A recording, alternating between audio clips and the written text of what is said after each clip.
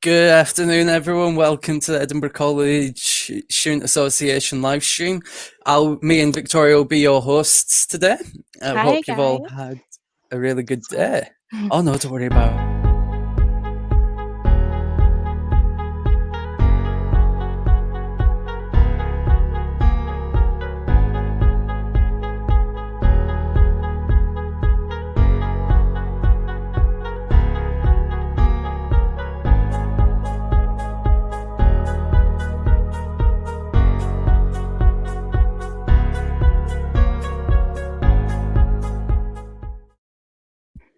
And we're back, everyone. So, Victoria, how's your week been so far? It has been good. Manic, but good. So, yeah, the life of a student parent, I guess. Everyone's week's like that at the moment. Yeah, so, yeah, but it's going okay. It's going okay.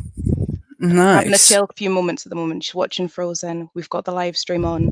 It's all going well for now, so fingers crossed it Fantastic. continues. What about Who's been yourself? going on? Yeah, not too bad. Was diving into the rabbit hole of how to save money and then how to not spend money in shops. That's always a fun rabbit hole. Well, But yeah, yeah. we've got a Temptation great. is closing, which is always nice. My Amazon is going a bit crazy at the moment, though, the amount of parcels I'm getting delivered. Just like finding reasons to just, Christmas, Yeah, you know? that's the only good thing about working from home for me. I'm in for all the parcels, so when all Christmas present orders get here, they don't have an excuse to say you weren't here, so we couldn't deliver. No, it's not helping with saving money. Absolutely.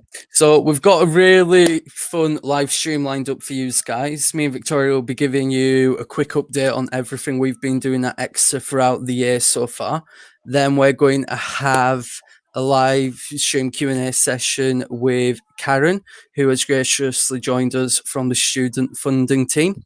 And then after that, we'll be moving on to a Q&A with Audrey, the principal. So if you guys get those thinking caps on, if you have any major questions you just want to ask away, then this is the perfect opportunity. So Victoria, what's been going on at ECSA on your end? So I have a few updates from some other staff members. Firstly, we have our swap shop is launched. It is live and accepting donations and taking orders. So this was launched by our lovely Claire as part of the Go Green project. So more information about this can be found on the Go Green Hub on our website. So you'll find more information there, but it is going well. We're taking orders. Things are all going really good. So that's some exciting news from the Go Green project. What about yourself? Your survey's been up and running. How's that going? Yeah, so the survey is actually closing tonight. The Your Experience survey will be closing it tonight. We've had over 700 responses so far, so we really appreciate that, guys, and thank you very much. Without you guys letting us know what's going on, we can't really start looking at ways to change things. So really important to get your feedback. And Victoria, I believe you have a group coming up soon, don't you? I do. Well, talking to lots of you class reps, you asked for lots more social activities. You were asking to have more, with everything that's changing, you were wanting to have more things going on for you guys so that you can beat that isolation, beat that kind of lonely feeling. So I have launched the Chat and That initiative. So it is a little impromptu kind of social gathering on Teams. So you can find the information and sign up. I've launched it on the virtual campus, and you'll find it on the ECSA website as well. There's a sign up there.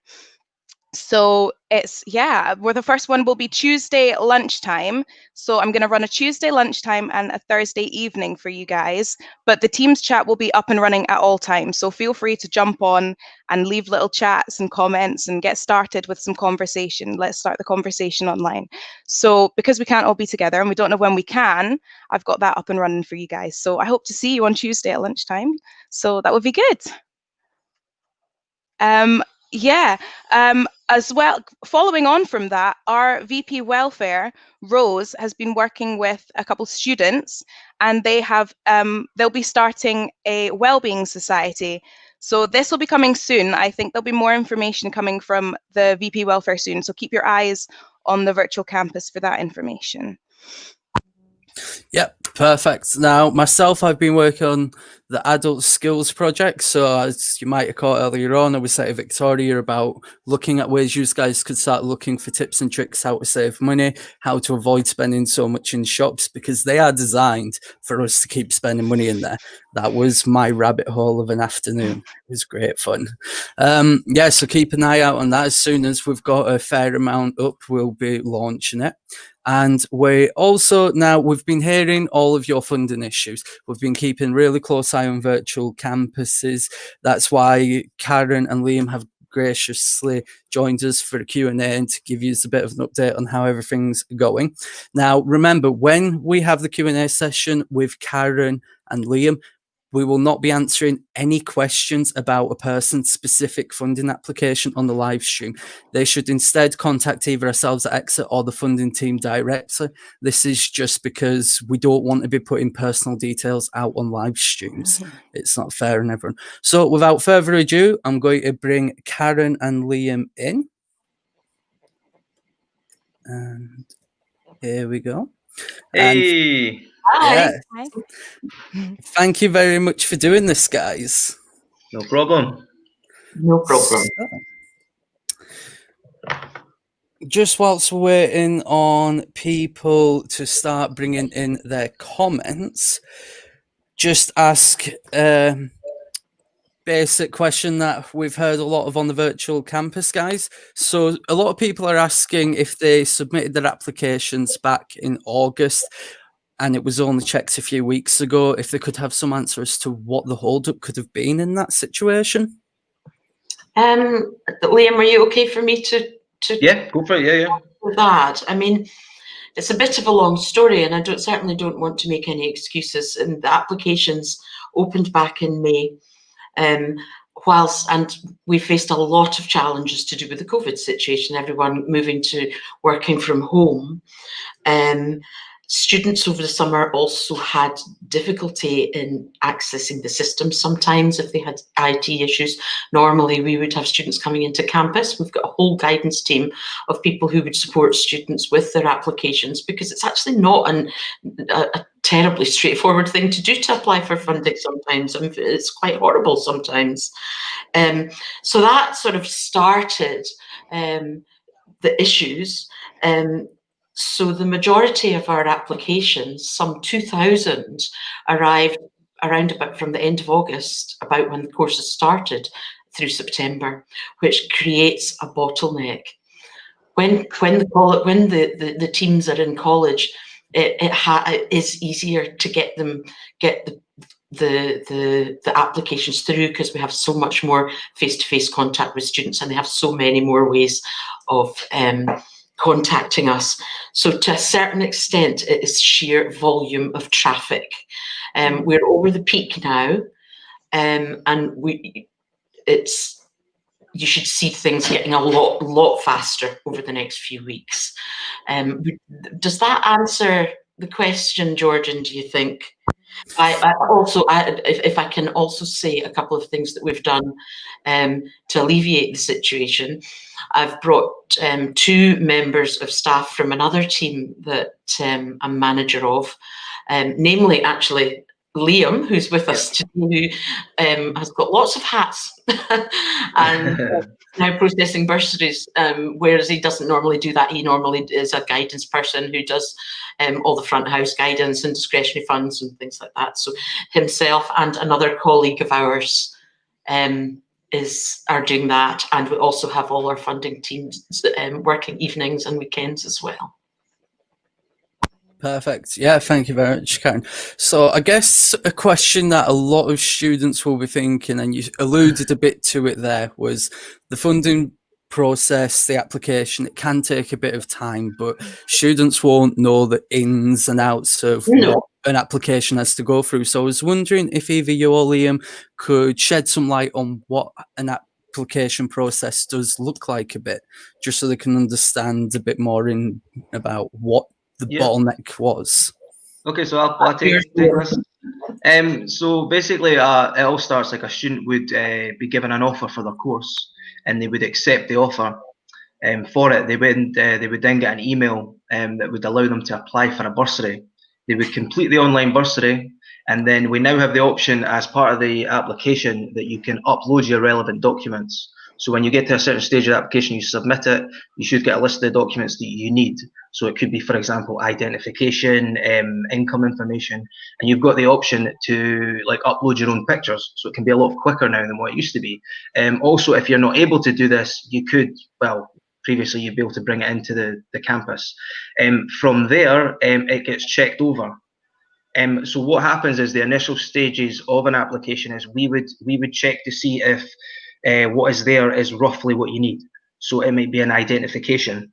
Okay, so we would check that off, and then goes through to the funding team. It would be the funding team that actually says, right, that identification is okay and it can be used. At that stage, you could possibly get an email from the funding team saying, right, okay, you provided this information, but actually it's the wrong document. We need something else. And then from there, it would then be awarded and you would get your email award. But obviously there can be breakdown in communication. Sometimes when people are up, especially what I've noticed this year, because it's, I don't know if it's the first or second year that we're just allowing a lot of students to upload their own documents. So with that comes a lot of different problems. Maybe you can't read the text, so then we need to get back to them, and then we're waiting on the students coming back to us with the right document. So you can be going back and forward for a while, and it can be frustrating. So yeah, that is the thing. But to be honest with you, the uploading document I think has helped in a lot of ways as well. So from there, once imagine everybody's got everything you need, you would then be sent your award email that would have details of your award and have a payment schedule right throughout the year. Does that answer? Was there any part of that? Could there any parts of that you've got questions about? Yeah, so when it comes to the adding evidence part and then making sure you have the correct evidence, I'm sure you can understand. Would you say can be a little bit complicated? Some students might just upload what they think is the right documents. I've heard a lot of cases where, especially regarding benefits, some people have handed in the first and the last page, but there needs to be the whole document. So I was wondering if you could shed some light on that. So what normally would happen is during the provisional check of it, we would probably email the student and say, you have provided pages 1 and 2, but we also need pages 3 and 4. Could you please provide those? But it might be that sometimes it gets through the provisional check with not the correct documents, and it's at the actual student funding team that see it, and it's completely the wrong documents, and it's at that stage that they would ask for the right documents. Okay. Perfect. And I understand it is quite complicated with what almost every bursary application can be different depending on the student's own personal circumstances.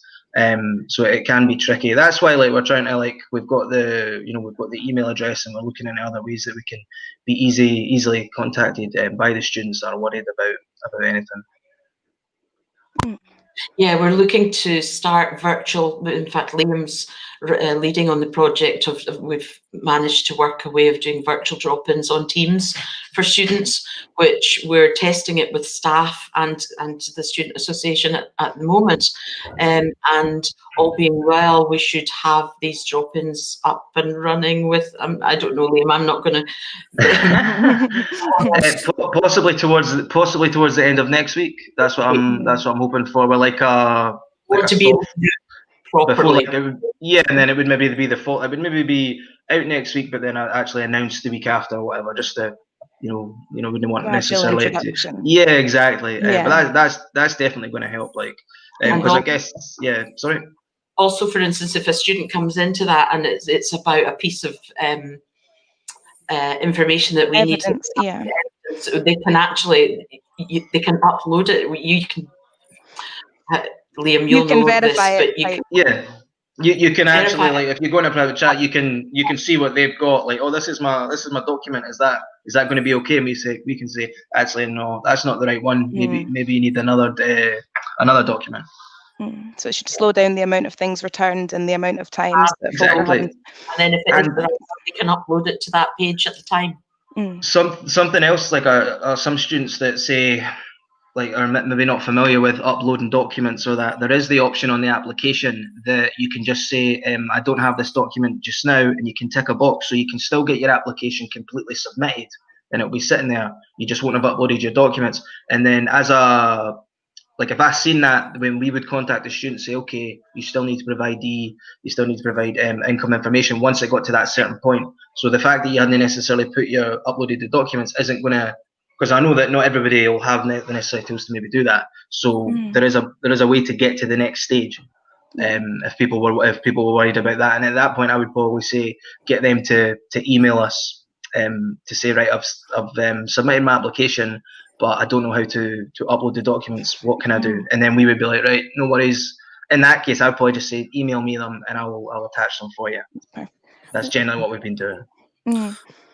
Yeah, it's good for them to bear that in mind, that if they are struggling with that specific aspect of it, and it is a certain document that you're struggling to upload, I guess that's an option for you. So don't hesitate on your application for that reason. Don't hesitate on anything that you've not put in for that reason. So that's probably worth bearing in mind. Definitely, yeah. Absolutely.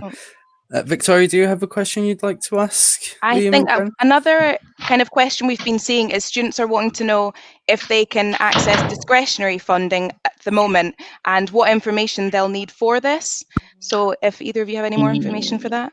Yep. So if a student was struggling financially and they think they might benefit from applying to a discretionary fund, to be able to access the application, they do initially need to email us at guidance@edinburghcollege.ac.uk. We then run a few questions past them, check if they're eligible, and then what we do is we enable their funding account so that they can apply for the discretionary fund. They wouldn't be able to just log into their funding account and apply for discretionary funding without speaking to us. All right, so because once I've enabled the tab, they should then, in their funding account, the same place where they applied for their bursary and childcare or whatever, the discretionary tab should appear at the top. They click that, they then do the application, and it's much like the bursary application. They provide them the necessary documents and they submit it. I think we've pinned the link to that email, so if you're needing to access that, then the link is here to get on, and you can email them.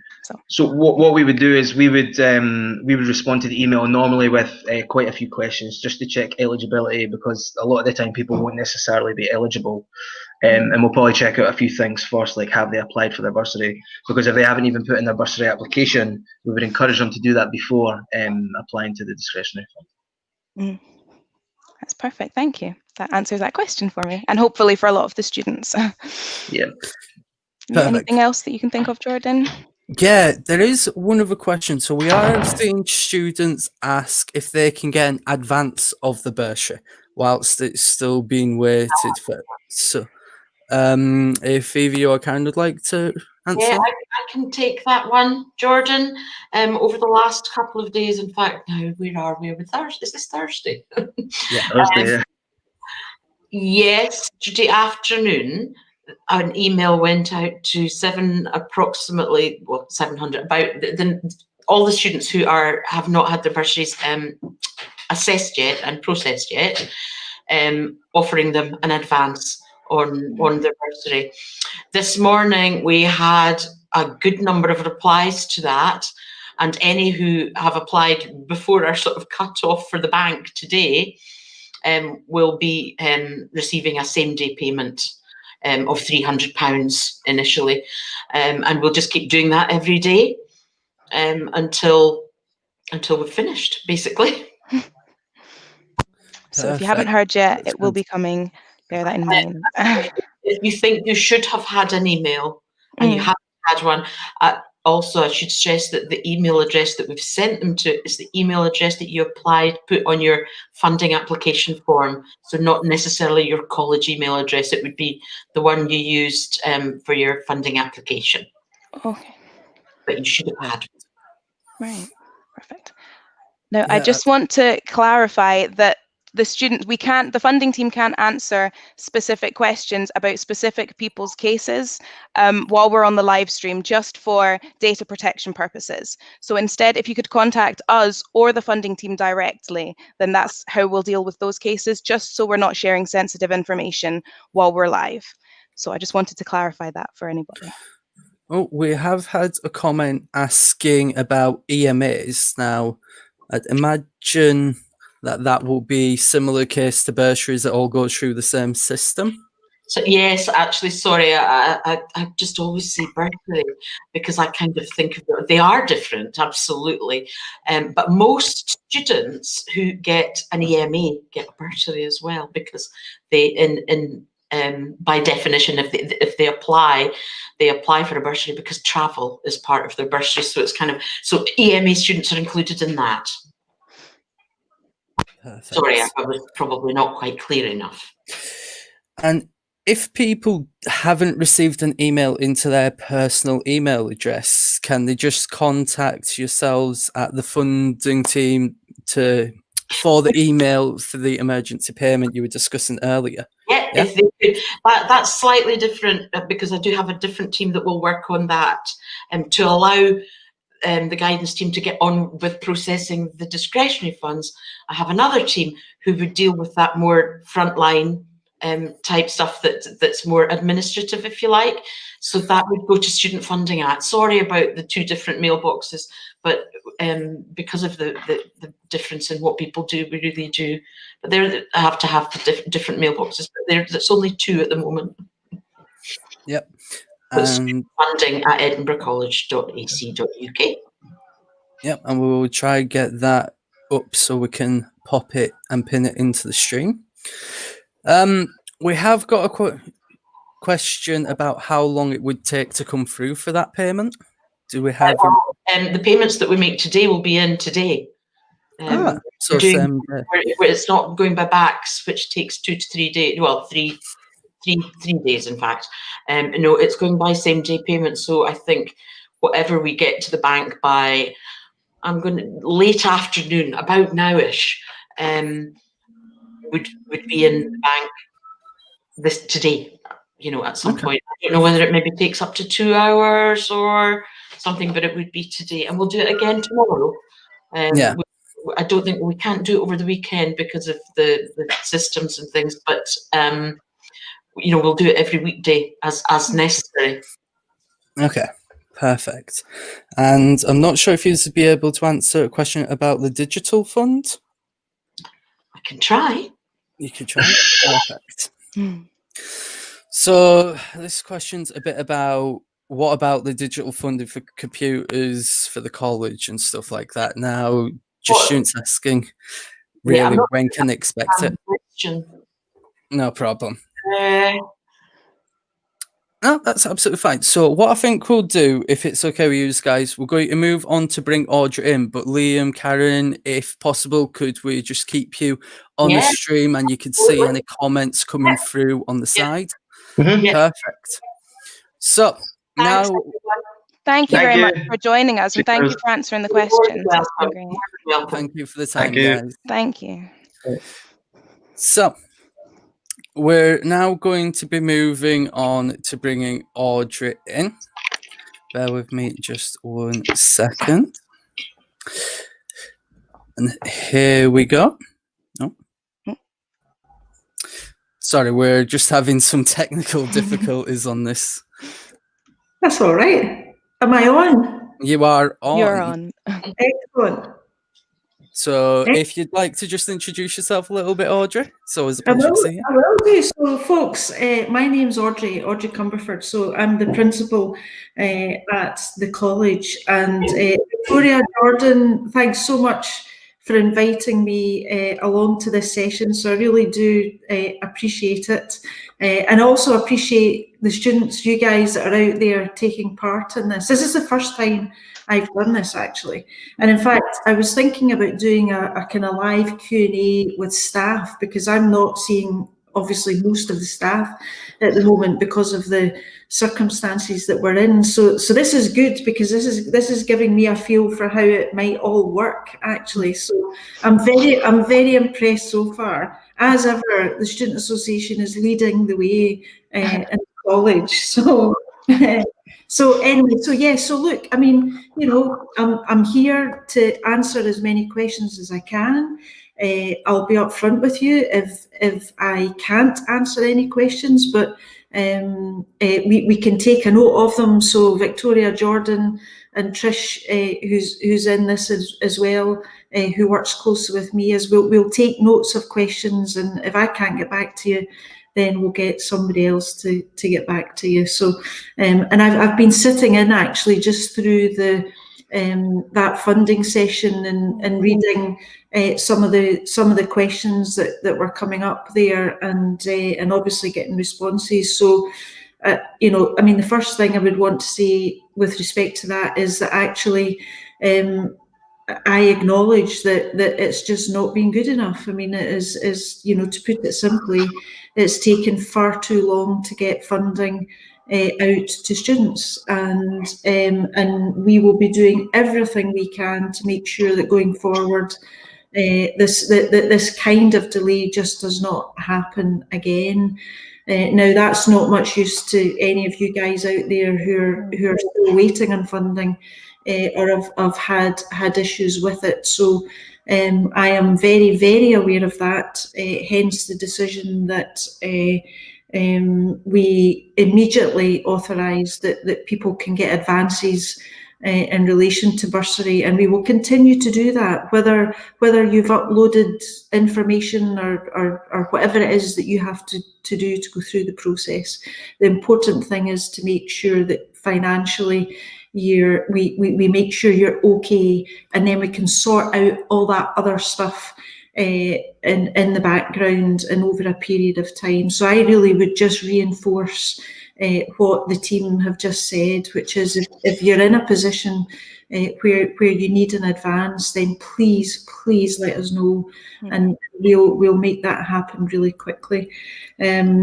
And really, the other thing I would say to you before I open up for questions is that, you know, I actually am really gobsmacked at how students who've been with us before and who've returned this year, but also there's a whole, I mean, thousands of you who are brand new to the college, who've maybe never been to a college before, far less Edinburgh College, and to be a student in a time of COVID is really, I honestly cannot believe how students have responded to this with, you know, the adaptability, the creativity, the innovation, the perseverance and commitment that you've shown is tremendous. And the same for staff as well, actually. I read an interesting stat the other day, which back in March, when this all really started in terms of complete lockdowns, was that there was something like over 1 billion students worldwide who overnight were having to do what you're having to do, which is mostly remote learning and teaching and accessing our services, which is really hard. And we were cautious initially, actually, and I believe that was the right thing to do, because people's health is the most important thing at the moment. But we are committed to, over the next few weeks and then after Christmas, to start to increase the amount of face-to-face teaching that we can, and keep it safe. I mean, that's really important. So, and it's likely, my kind of feeling, talking to government, which I do a lot, almost on a weekly basis, and other kind of key partners, is that my gut reaction at the moment is that we are likely to be in this position through until the summer, actually, but hopefully much more of a kind of hybrid approach. And what I mean by that is that there'll be more and increasingly more face-to-face activity in the campuses, but with blended remote learning and teaching going on at the same time. So really a big thank you. If I can describe how I felt in March, it was a bit like, as a college, we were all swimming around in the shallow end with armbands on when it came to using technology and everything that we do. And then COVID came along, and somebody ripped off our armbands, chucked us into the deep end, and said, "Right, get on with it." And of course, what's happened is some students, many students actually, in fact, many staff have gone, "Oh, okay, that's fine, I'm in the deep end, but I can kind of do this, and, you know, let's just see what we can do." Others have desperately swum up to the side of the pool and are still up at the deep end looking, thinking, "Okay, this is just a bit scary and a bit unusual, but you know what, I'm going to give it my best shot." And then there's another group of us and students who are desperately trying to get back to the shallow end, to where it was before. And I have to say, it's unlikely we're ever going to go back to things being exactly the way they were before. But I really, really hope that, like most horrible situations, actually, and this ranks up there as being, I have to say, the toughest one I've had to deal with as a principal over the years, is that, you know, you come out of it at the other end thinking, you know, goodness, how did I get through that? Or how did we get through that? But actually we've learned loads. So that's my trying to see light at the end of the tunnel, if that makes sense. Right, okay, so I'm going to shut up now. I'm doing. I think that's what we all need to do, is just remain positive, isn't it? Try and see the light at the end of the tunnel. We've survived one of these lockdowns. We can hustle through the rest, and the students are doing so well. I think Jordan and I were saying that before, that we've never experienced that level of digital learning. We didn't do that. We learned just purely in the classroom, so it's foreign to us. So the way the students have adapted is amazing. Like, we take our hats off to them, and yeah, we're very proud of you. Well, listen, we are very proud of you, and actually, you know, I would imagine some of you are struggling with the same things that I'm struggling with, actually, and that is, there are so many unknowns at the moment. So almost every day for me feels like there's a whole set of unknowns, and I'm waiting on somebody giving me the answer, whether it's the government or whether it's the people that fund us, or, you know, whether it's other colleges or whatever it is. So that's quite an uncomfortable place to be, actually. And also, it's easy for me to say this, right? And I understand it's easy for me to say this, but to try not to worry about things that you can't personally control. And it is easy. I do it as well. I worry about things that I think, well, actually, that's completely out of my control. Like SQA exams, for instance, is that principals across Scotland on a weekly basis are speaking to SQA and trying to get them to do things in a way that we think will be better for students and won't disadvantage students. But to a certain extent, it's out of my control because I'm not the chief executive of SQA. So I try not to worry too much about things that I can't control, and I'm asking you to do the same, but easy to say, difficult to do, you know.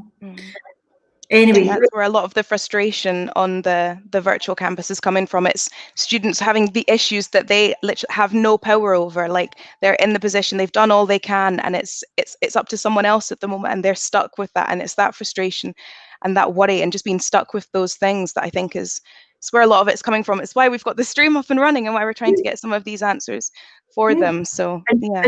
And the mantra is that no student, through no fault of their own, should be disadvantaged in any way because of COVID. The whole experience of being a student, completely different. Appreciate that. The whole issue of assessments and all that stuff, completely different, absolutely. But in no way should that disadvantage anybody in terms of what happens next, i.e., are you going to try and get a job? Are you going to come back to college? Do you maybe want to go into university? And that's where there's a whole host of people working together to make sure that that's exactly what happens, you know. Anyway, right, so how does this work? Am I reading the questions, or are you going to ask me the questions? How does it work? We'll ask you a couple of pre-made questions, and then we will pull them up and pin them onto the screen, if that's okay with yourself, Audrey. Hey, listen, yeah? I'm in your hands. Go for it. Perfect. So, Victoria, would you like to start off with one of the pre-made questions? Yeah, I think we've got a question from a lot of students, is what's going to be happening in January? Will the courses continue to be online? Because a lot of students are quite wary, obviously, of coming in with their health issues or having young children at home. A lot of other students have other issues going on, so they're just wanting to know kind of what is going to be happening for January, I think. Actually, so this is a really important question, actually. And in fact, interestingly, yesterday, it became clear that the Scottish Government have now tasked, the ministers, the politicians have now tasked the civil servants to start to think about not just now, but actually as in pre-Christmas and how we get to Christmas, but also about January, because, and this makes sense actually, is that it's important to me that we have a situation where students and staff can go into the Christmas holidays and be reasonably confident that going into that Christmas break that you're safe and you're well. The problem is is that we all recognise that if everybody's going away and having Christmas and celebrations and maybe seeing people and of course we're right in the middle of winter, is that there is a very real potential that after that Christmas break, the whole country might see a spike starting again, actually. Now, so the kind of things that we're talking about, but no decisions made just yet, but we will decide this before Christmas, therefore you will know before Christmas, is the kind of options that we're looking at is, and this is not just Edinburgh College, this is all colleges, is that should we have a situation potentially where we say to students and staff, don't physically come into college for maybe the first couple of weeks of the new term in January, and so that we just do things remotely for 2 weeks. So in effect, actually what we're doing is we're all self-isolating, which then means when we start to open the campuses up again and go back into face-to-face, and as I said earlier, more face-to-face and start to increase the face-to-face, is that we are in a good position to make sure that we're protecting people as much as we can in terms of health-wise. So if I was a betting woman, excuse me, which I'm not, but if I was, I would be erring on the chances are we'll look at some kind of maybe first week of term, maybe first couple of weeks of term, is that we'll try and stick to remote just for that initial period, so that we can make sure that everybody after the holidays and where the chances of COVID spreading we all recognise is particularly high, that we're trying to keep people safe, and then we'll open up. But the government, actually, this is where it might be taken out of my hands, actually, is that the government, for example, have put Glasgow into Tier 4. So those colleges are now in a situation where they're kind of having to pretty much go back to remote, is that I may get an instruction from the government to say, as with all colleges, that actually we are basically saying to you, you will not be able to open the campuses for a week or 2 weeks or whatever it is, because we're so concerned about the numbers in terms of the numbers of people testing positive and going into hospital. So do you think that helps? I think that does. Yeah, that does answer. Absolutely. It's a good explanation. Moving on from that, I think another issue that's going to be coming up, and that is also going to lead to if we're going to be trying to do remote learning for those first couple of weeks, if students are having issues with digital funding, how are they supposed to handle that if they've got online classes coming soon, but they're having issues with the digital funding already? Like, what are they supposed to do? Yes. Yeah. So, and again, actually, this has been a major topic of conversation that I've been having over the last week or so with a variety of staff in the college. The most recent one I had was this morning, actually, at 9 o'clock, where again, I've said, look, we need to maybe look at bypassing the normal processes here. So if we have a list of students, which we do, so we have a list of students' names that we know are saying, look, we need help, we need support with a device at home because I don't have a device or access to Wi-Fi, is that students, if you haven't done this, then you absolutely need to let us know. You either do that through your LDT or you do it through your course tutor, but you let us know so that we can add your name to that list. And actually, in effect, what we are doing now is that we've got devices ready. We've ordered more devices that we're hoping are going to be and are coming in as we speak. Is that and we've got devices we know will be coming in early January, because if you imagine every university, every college in the whole of the UK is trying to order devices, so there is a wee bit of an issue here with the supply of them. But anyway, we've ordered devices. Is that we are basically saying that you will be contacted. In fact, some of you may have been phoned already. You'll be contacted, you'll be phoned, you'll be emailed to say, we've got a device for you. If you can physically get into a campus between 9 and 5 any day, go up to reception, tell them who you are and the fact that you're waiting for a device, we'll give you that device. If you can't physically make it into a campus, we've got a courier system, so we'll be able to get the device out to you. And I think something like 70 odd devices were issued today as an example.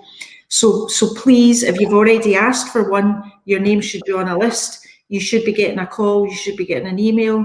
If you haven't asked for one yet, but you need something, you contact the college, let us know, and you'll be added to the list. Now, Victoria, to answer your specific question about January and the remote, potentially if we're doing that remote thing for the first couple of weeks, is that we do have a plan B. And if we do have students who still don't have their device, which might be the case, is that the campuses will be open, so we can make arrangements, and we're setting aside and have set aside a whole range of areas, libraries and rooms, where students who can't do this at home can physically come into the college and work in a safe environment on a PC and actually use some of the equipment that we've got in the college. And we'll have cleaning materials beside the PCs, so that when you come in, you make sure you clean it, and then when you leave, you make sure you clean it again. So we've got a plan B as well. Okay. Perfect, thank you. Not ideal, and again, you know, I'm sorry, actually, personally sorry it's taken this long, and there's been a variety of reasons for that. The big one being the supply of equipment, actually, which we've just not been able to get our hands on, but that's starting to come in, which is good. And we've started to set up areas in the college, in the 4 campuses, where people, if you don't have equipment, you come into college, you wear your mask, you know, you make sure you're washing your hands, you keep your social distancing, all the basic stuff, and you can come in and use equipment. Okay? Perfect, thank you.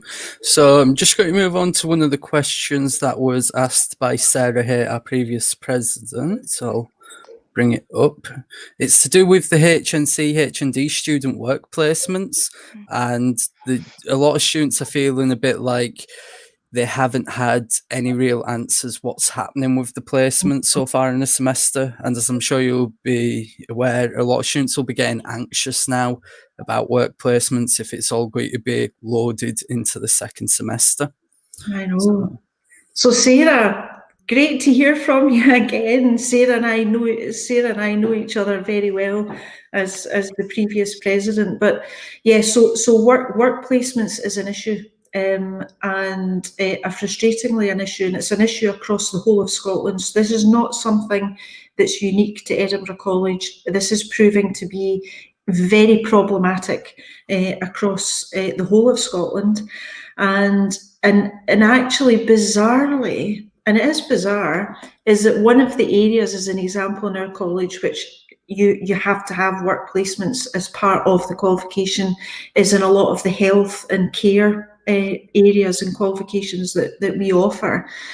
And where this gets really bizarre is that actually where the job growth areas are, including in Edinburgh, actually, in our kind of wider region in the Lothians, is that we know the health sector and the care sector will be going through major growth, i.e. there are huge future job prospects in those areas, yet training the students, which includes work placements, to be ready to get into those jobs is proving to be difficult because of the placement bit. So those very health establishments that we need people to take students into to do their work placements, and who need people to do the jobs, are actually struggling to allow us to have students on site to do work placements because of health and safety, because of insurance, because of COVID. There is a whole suite of issues that is not making this easy. The principals of all the colleges, we meet every 2 weeks actually, and this is one of the main things on our kind of radar at the moment, so that it's not just individual principals like myself who are contacting SQA and speaking to health boards and all sorts to try and get this sorted, is that we're trying to do this as a whole sector, because it's got much more weight and power when you've got 26 principals all saying the same thing, which is, look, we need a pragmatic solution to this. If we can get a pragmatic solution, great. If we can't, then we need a plan B, which is no student should find themselves disadvantaged in any way because something out of their control has meant they can't do a work placement. So we have to, as principals, as SQA, as awarding bodies, as health boards, whatever it is, we have to collectively come up with a solution, which means students who are currently studying will not actually be disadvantaged in any way. So that's the main message from me to you, is again, this is one of those things that's out of your control. Try not to worry about it. Trust me, if you can, that there are a whole host of people working round the clock to try and find a solution to this. And in the meantime, my plea to you is don't lose hope. Is you stick in and keep studying and keep doing your coursework, and you just keep being a student at the college until this is sorted out for you. Yeah.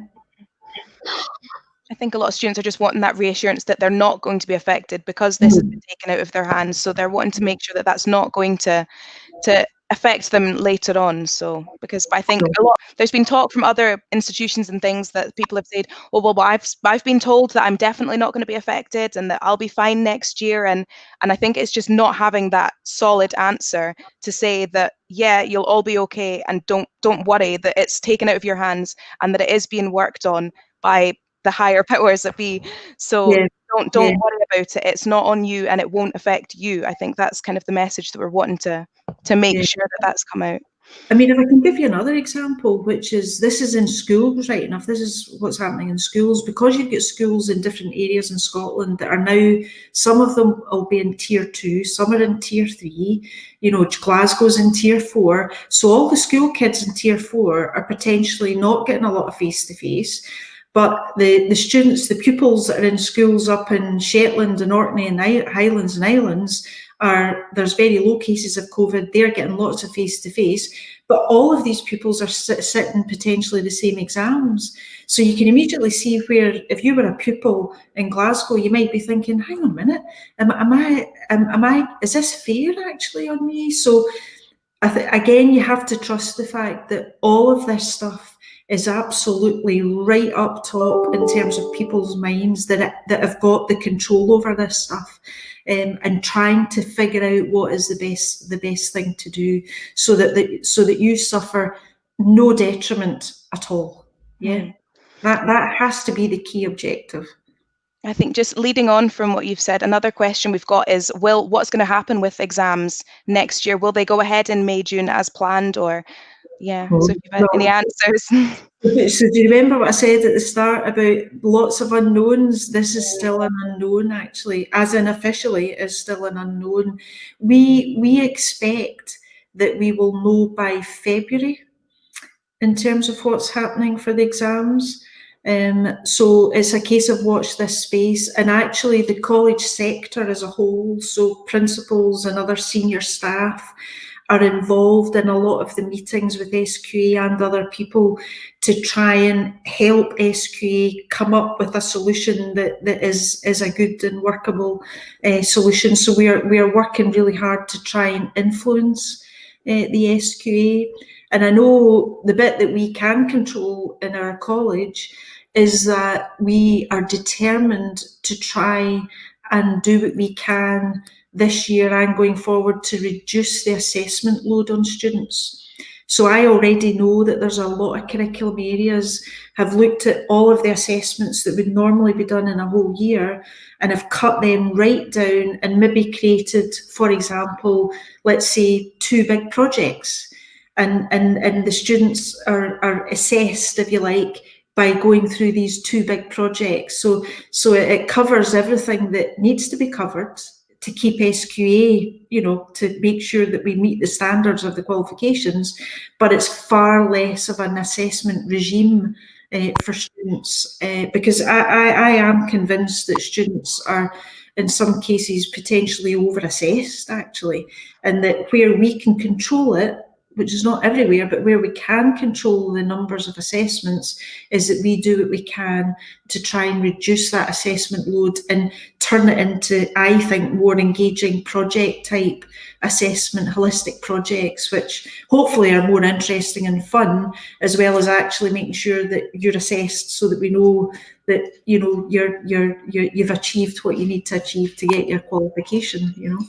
Right. I People are going to suppose- think, sorry, we're working together, because on what you've said, I've got another question for you about That's- assessments and moving them and So assessment. do I.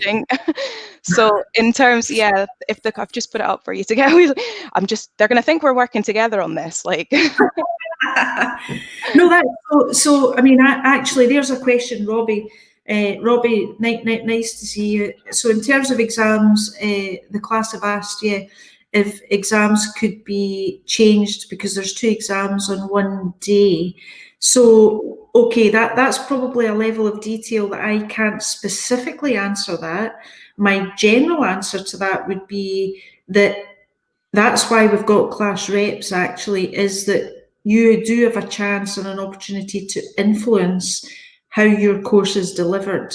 And that's why it's really important class reps do what you do, which is to speak to the tutors and the lecturers and the curriculum managers to be raising these things, to say, look, I've got 2 exams in one day. Is there any chance of separating them out? If that's the kind of general view of the students, you know, and it's maybe not just something that one person wants and everybody else would rather get it over and done with in one day. So Robbie, I'm sorry, I can't answer that question specifically. If it's an SQA, if it's a national exam, like a higher or something like that, then clearly we wouldn't have any control. But if it's qualifications that we've got control over ourselves, then or exams that we've got control, then I would be saying I don't see why we can't. Now, the lecturers, if they were here, might be kicking me under the table saying, no, you can't say that. But hey, that's what goes with being the principal, you know, you can say things like that. So we'll take a note of it, and Robbie, maybe if offline you could let Victoria and Jordan know what the course is, what the exams are, and then you guys could maybe let me know, and we'll be between myself and Trish, we'll try and follow that through and get a more specific answer. That's great. Perfect, thank you. Victoria, you took the words out of my mouth. That was literally a question I was going to be asking. Move on to a question from Craig, as an old classmate as well. He's asking, do you feel the college were fully prepared for coming back this semester? Do you feel like everything could have been done that has been done? Sorry.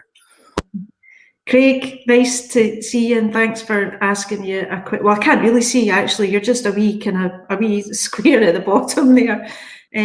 Would I say that we were prepared enough? Actually, no. And I don't, that's not intentional. It's not that we were intentionally not prepared, but I think, like a lot of people and organisations, we had to switch very, very, very quickly, as in over 3 or 4 days, into a completely alien operating model, you know, where, I mean, we're the largest regional college in Scotland. We've got 26,000 students, 4 campuses, 1,500 staff, in a matter of days switching to remote. I am really, really hand on heart proud of what was achieved. Looking back with the benefit of hindsight, could we have done things better? Yes, I'll give you one example, quick example, was we got additional funding to spend on tablets and laptops to be able to give to students. And actually what we did do was we waited until we got the money, and then we went and ordered them. And actually, do you know what we should have done? We should just have ordered this stuff anyway, even though we didn't have the money. And okay, we would have been running the risk that we might not have ever got that money. And then what would we have done? Because we would have caused ourselves a bit of a financial problem. But actually, I think that would have been better to have done that. And it would have meant we would have got the laptops and tablets out to you guys way, way quicker than we've managed to do it. So yeah, I do. And actually colleges generally, now I would say this, and if any politicians are listening, I hope they are, is that colleges have been, I believe, systemically underfunded for about 10 years. And a lot of that frustration for me has been a lack of our ability to invest in digital infrastructure, digital technology, digital skills of our staff and of our students.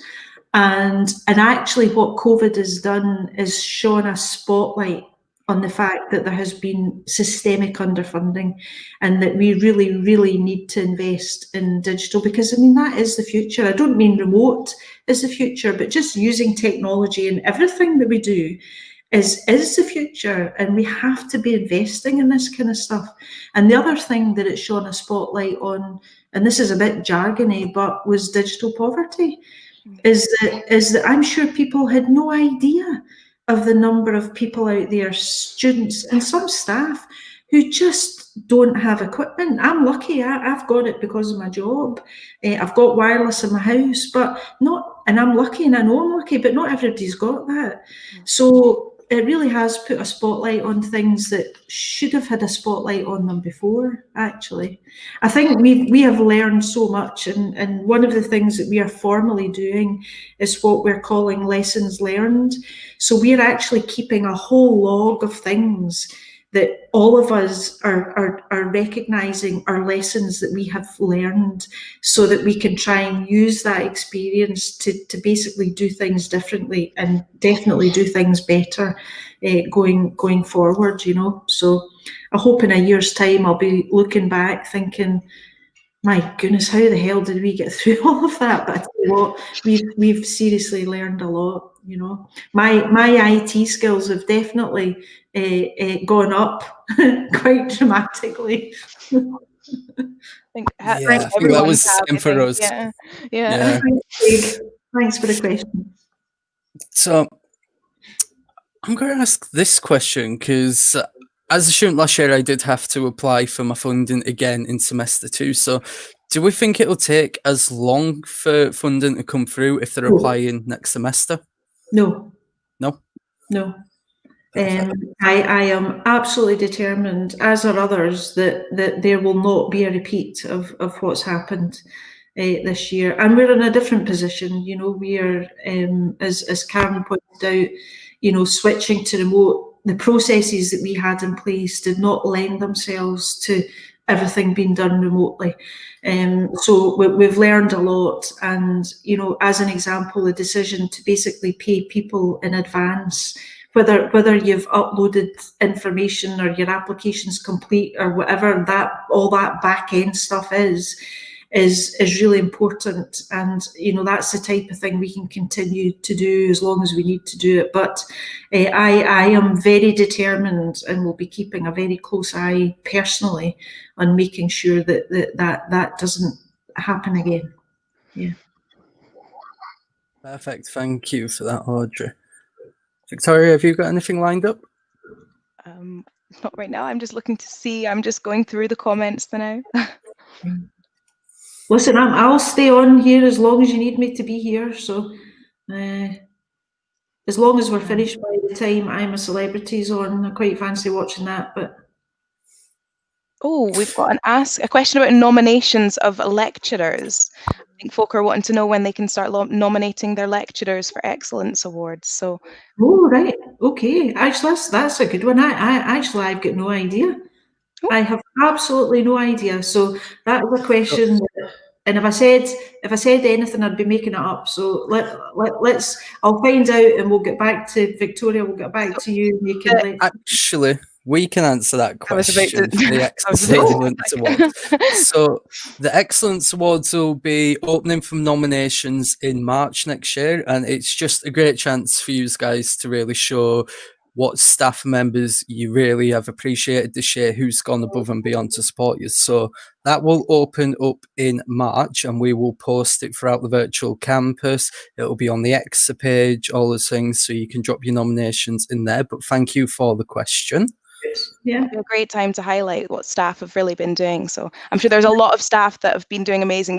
It's always easy to complain about people, but there are so many staff that have been doing wonderful work for all of the students, and they've been going above and beyond. So that's a great time to get those things out there and get those recognitions made. Yeah, actually you're right. That is brilliant, because this has been hard on staff, you know, yeah, big learning curve.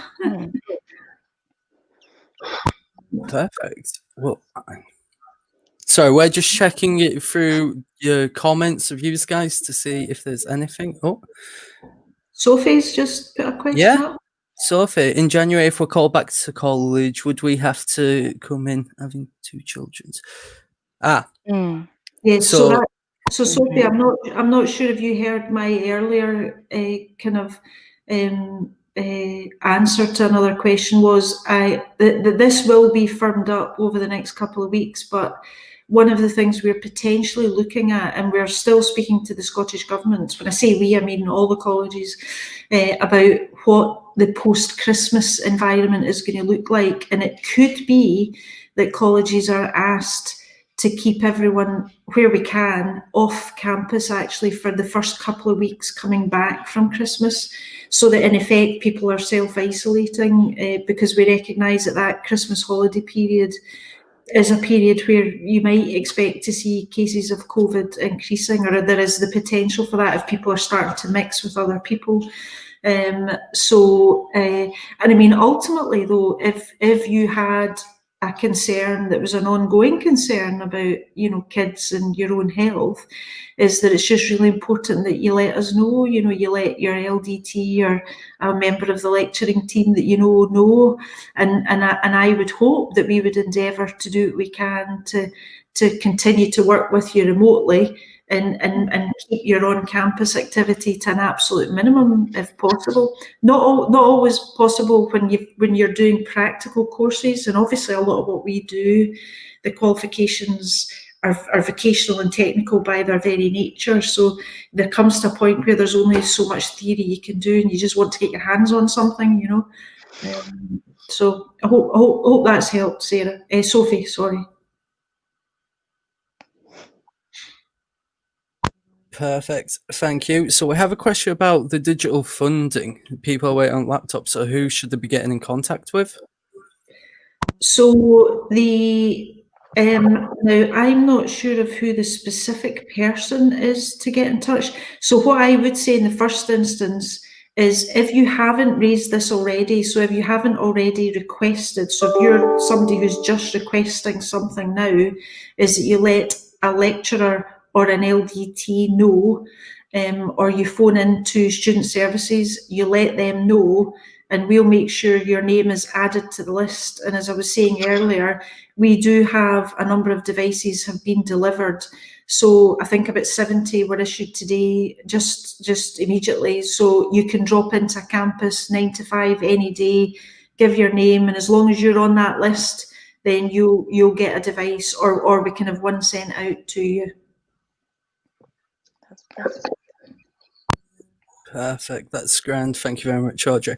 And we actually have a really interesting question coming regarding the restaurant EH15 at Milton Road campus. Yeah. So, so actually, I don't know if some of you will know this actually, but that restaurant was open during the summer with staff who were preparing hundreds and hundreds of meals every day that were actually being taken out into the community. So we were helping some charities in terms of making sure that people who couldn't physically get out of their house because of lockdown were able to get meals and things like that. But yes, so I can't say exactly when it will be open, but absolutely we are looking at the next semester is to try and start to bring more people onto the campus, to start to get into the more kind of practical and skills-based elements of the qualifications and the courses as we can, because there's only so much we can do remotely. Is that a lot of what we do, you just need to get, as I said earlier, you just need to get your sleeves rolled up and hands on. Yeah, so we will be doing that. The experience is likely to be a wee bit different because we'll still have to maintain social distancing. So we might have to for example, rotate students, where some of a class will come in and then go home, and then others will come in and go home, because we can't have everybody in the one place at the one time because of social distancing. But we've already been doing that in other areas, so we kind of know what we're doing with that kind of sort of rolling rotational kind of hybrid model. So I would expect it would be something similar. Yeah.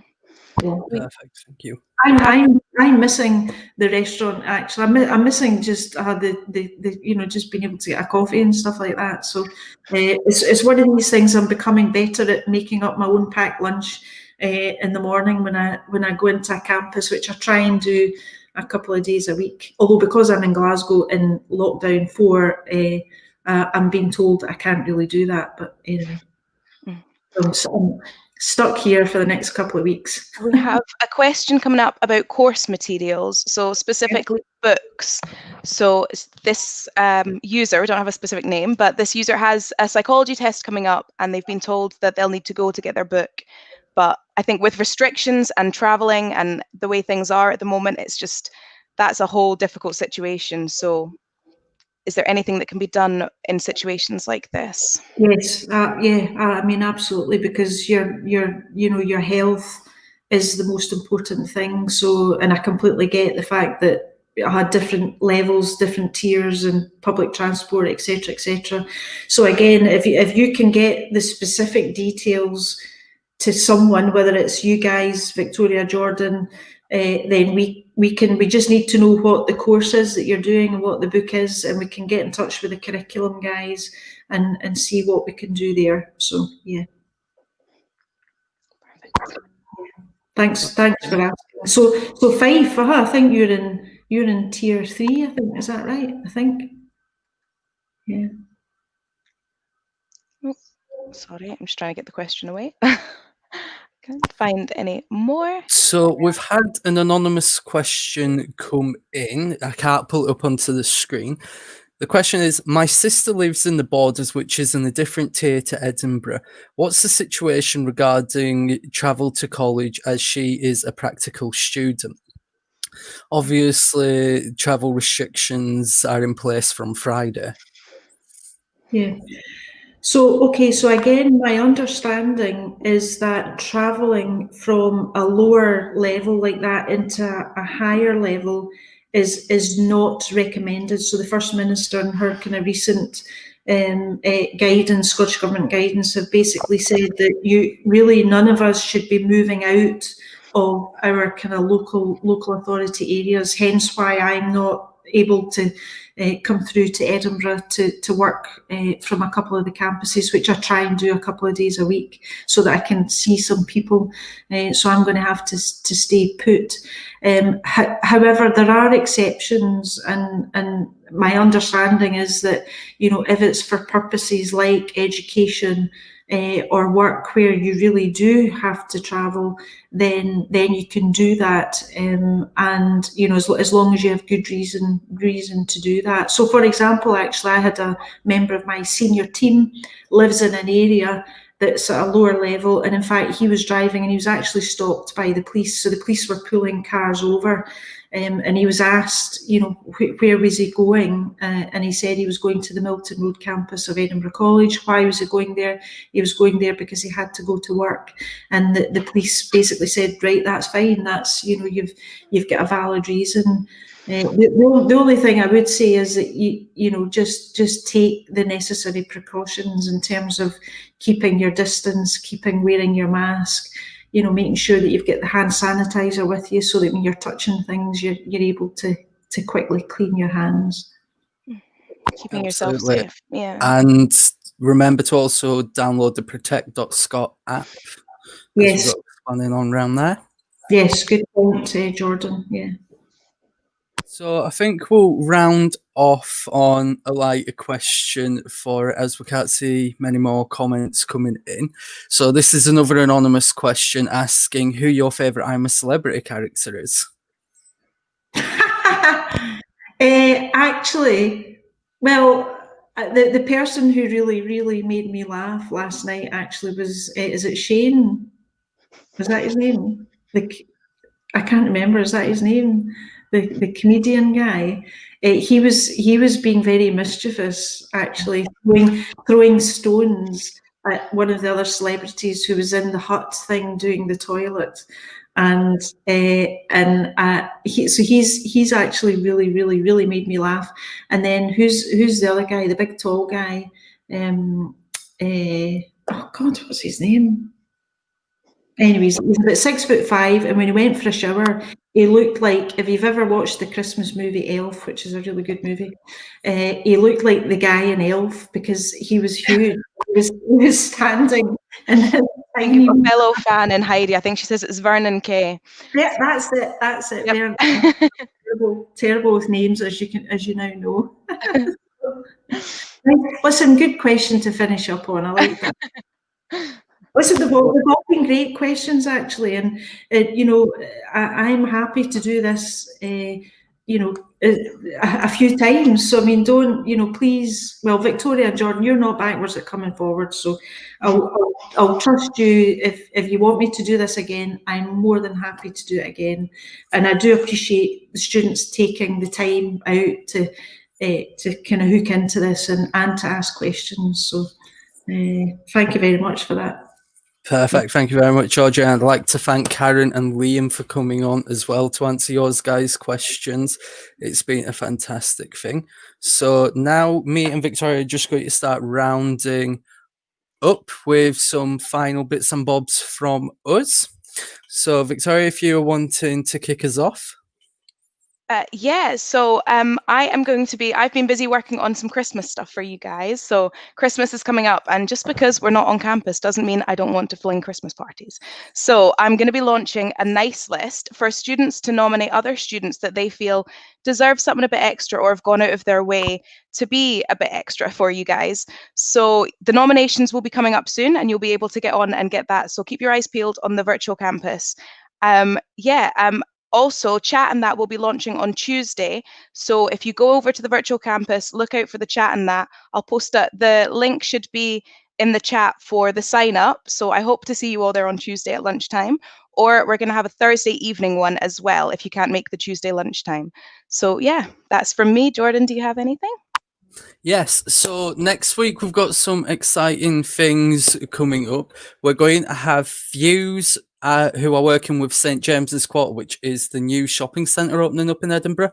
We're going to have Callum, Nicole, and possibly Frank from St James's Quarter, and our very own Richard Morris doing a live stream with you guys. So they'll be talking about new job opportunities, some training that's coming up, and all that fun stuff. That'll be next Wednesday at 4 o'clock. We will be posting a link to the page where you can get all the information, click the link, join in, which you should keep an eye out for on the virtual campus. And so yes, and also if anybody has watched the virtual campus, they might have seen a couple of weeks, maybe a month ago, I did have the challenge to do a song and dance. I will be honouring the challenge. It will be coming out later in Christmas. We've just not had time to rehearse, I'm afraid. So yeah, I'm holding him to it. It'll be coming live at the Christmas party. Yeah, that's the debut, isn't it? So yeah, remember, guys, that is all from us. So we are done. And thank you all for joining us. Thank you all for watching and for all of your questions. It's been great to be with you. So stay safe, guys. And remember, online doesn't mean that you're on your own. Thank you. Bye. See you later.